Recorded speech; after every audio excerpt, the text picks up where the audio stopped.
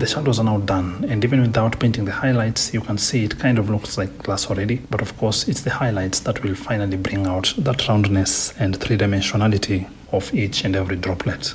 It's even more obvious now that I'm mixing these colors with those of the objects right behind the glass, since as you can see in this stage, for instance, this isn't white, this is light brown. And when I get to the green section, it will also be light green, and in the purple section, it will be light purple. And so being conscious of that around the image as I paint is what will make all these droplets appear believable. I also have to mention that in this stage, I'm not mixing the paint with any solvent at all. This is oil paint straight as it comes from the tube.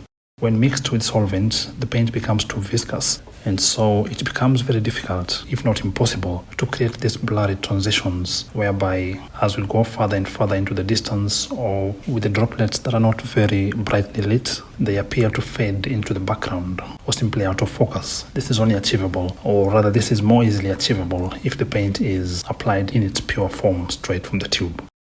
I don't know if this is visible or obvious from this particular angle, but the water droplets right in front of the model have a kind of brownish hue to them, whereas the ones right above that section have a light blue hue, and the ones right in front of that purple thing in the background have a purple hue. And with the highlights, the effect is a lot more noticeable than it was earlier with the shadows.